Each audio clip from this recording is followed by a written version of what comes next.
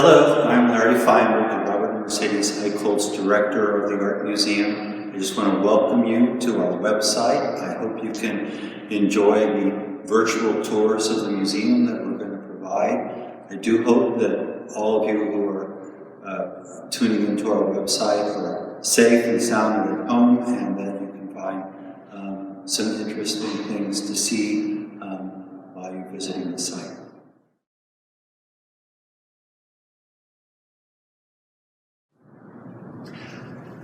Good afternoon. I'm James Glisson. I'm the newly appointed Curator of Contemporary Art here at the Santa Barbara Museum of Art, and I have the pleasure this afternoon of giving you a brief virtual tour of In the Meanwhile, an exhibition co-curated and organized by Julie Joyce, former Curator of Contemporary Art here at Santa Barbara Museum, and the extraordinary curatorial assistant, Rachel Heidemann.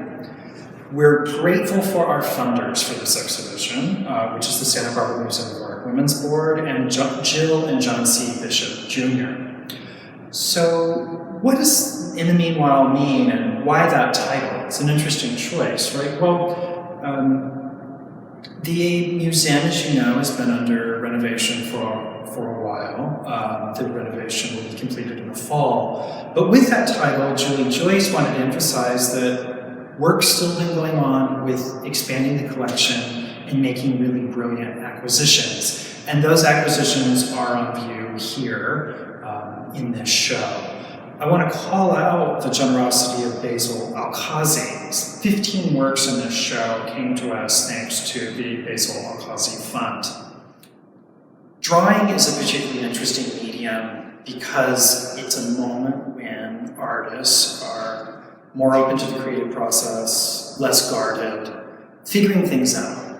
And so drawing can be a moment of really interesting experimentation and insights into process and how artists delve into their imagination and pull things out.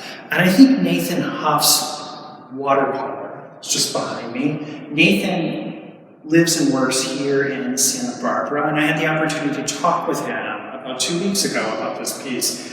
But Nathan really sees this as this drawing as a forum, so to speak, a forum on paper for experimentation and for confronting and confounding, as great artists do, our expectations. So what have we got? We've got a bunch of leaves exploding from a boat. They're falling, but they're falling up. And then we've got this boat, which seems to be floating on nothing. And then just in front of it, we have this California oak tree. It's very kind of gnarled and aged looking. And they all seem to be in this vacuum. They're all floating in this sort of imaginative space. And I'd like to say, or I'd like to think, push that metaphor a little bit, and just think of this big open page and the white space of the page as this space in which Nathan is trying things out and confronting our expectations.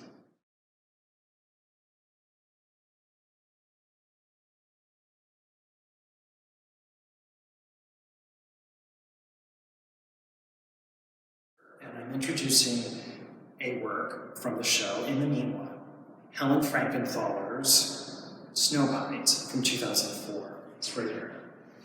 It's a beautiful study in glazes, in liquidity, in the sense of looking through veils of color, but then hitting a wall. And that wall, so to speak, are the grains of wood. It's a wood block. It's of the vein. It's a Japanese technique. And ukiyo-e, which meant floating world. And the idea of floating world imagery in Japan, at least historically, was that life is ephemeral and passing, and things move on and are transitory, much like cherry blossoms, for instance. And I think, although this is not a representational image, I think that Frankenthaler gets at that essence with these gauzy veils. You have the sense of almost a gaseous substance that's been momentarily frozen and captured. You get that especially with this little curlicue of green or these pinks that are coming down, and certainly here with these wonderful surfaces, almost as if you're looking at a freshly painted watercolor. Or right here, it's a hard detail to see, but there's a little bit of green pigment that looks as if it's been doused with water, and so the green pigment is flowing out, flowing away from the pigment.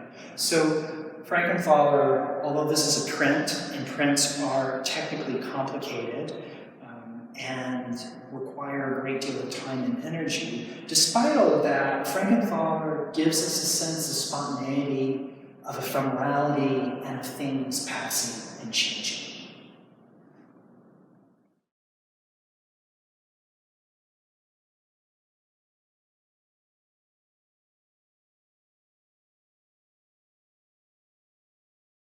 And it's my great pleasure to introduce you to a work by Petra Kortright.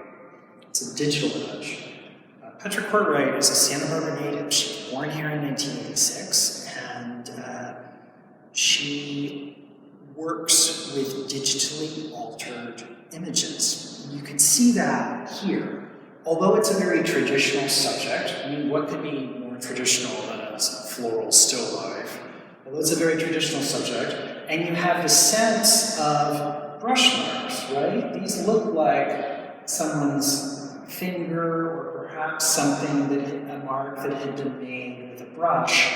Though you have the sense of the artist's hand being present, there is no artist's hand, except, well, maybe her hand on an iPad as she's selecting things and touching things from images that she's culled from online searches. I like particularly this gray block here and how it plays against this net.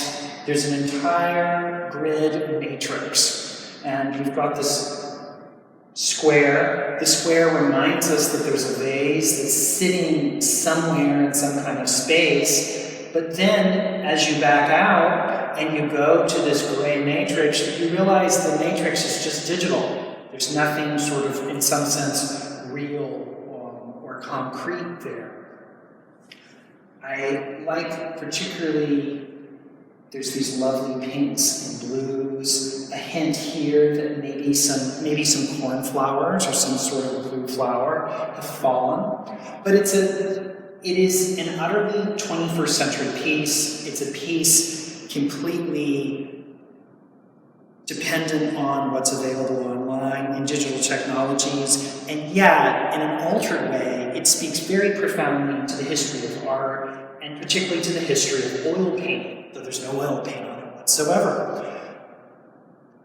In addition to the artist's hand, you have this sense of layered transparency. Layered transparencies are something we all see on computer monitors every day. But that's an effect that in Northern Europe in the 15th and 16th centuries, artists like Jan van Eyck worked very, very hard to achieve using oil, translucent oil glazes. So in a deep way, the sense of translucency and transparency, these layered marks and images speak to the history of painting, which her practice completely kind of supersedes at a technical level and leaves behind, even if many of the visual effects are very much the same.